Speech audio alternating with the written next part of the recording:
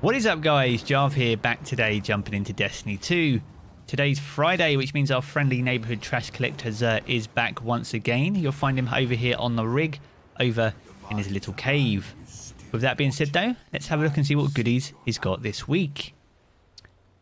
Interesting. Alright, we'll start here, as we always do. So the exotic Engram. So if you have an incomplete collection and any missing exotics, be sure to pick this up, as it provides a guaranteed source to fill out your collection.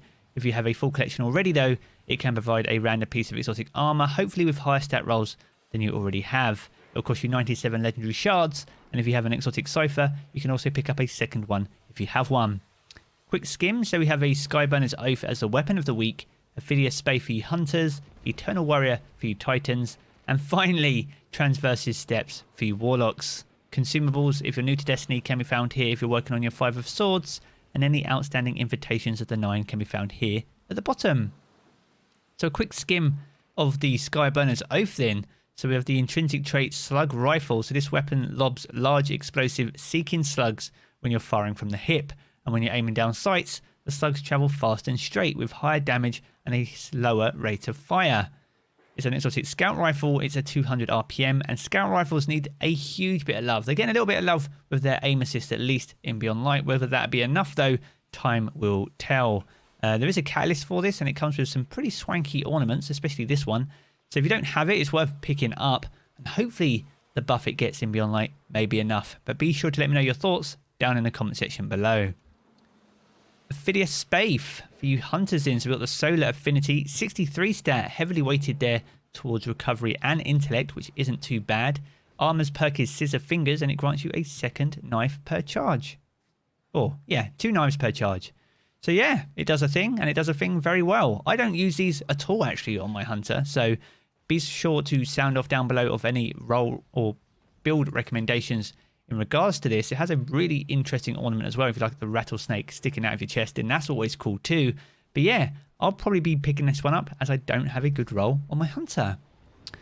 Eternal Warrior then for you titans. So we've got the Arc Affinity, 60 stat, so the lowest so far, weighted though towards recovery and slightly discipline as well, so not too bad. Resolute is the armor's perk, so you gain an overshield when activating Fist of Havoc. Other than people quickly switching to this to pop their Fist of Havoc and then switching off it in Crucible, I don't really see this being used a great deal. It was introduced back in Warmind, so if you're a bit of a collectionist and you don't have this in your collection, then you may as well come pick it up. It's not the greatest roll, and it could do with a little bit of love, but it does have a rather green ornament. If that's your thing, then it's definitely worth picking up anyway. But yeah, an interesting one, but doesn't get a great deal of use at least. And finally, the one we've all been waiting for you Warlocks at least anyway. So Transversive Steps, we've got the Arc Affinity, 62 stat, and it's weighted towards mobility and discipline, which isn't too bad at all for you Warlocks. We've got the armor's perk here, so sprint speed is increased, and after a short time sprinting, your currently equipped weapon is automatically reloaded.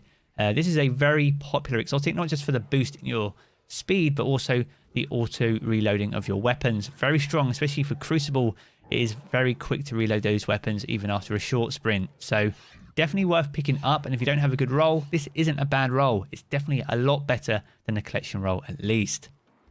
So there we have it. That is Zer for this week, the penultimate one for Season of Arrivals. We've got one more next week, and then we'll be in Beyond Light, and who knows where he'll be. But if you have enjoyed this video, be sure to leave a rating down below. That super helps me out here on the channel. And if you're new here, I want to keep up to date with all the latest Destiny 2 content, be sure to hit subscribe as well. I'm going to jump back into the game as always, guys, but I will catch you all again very soon.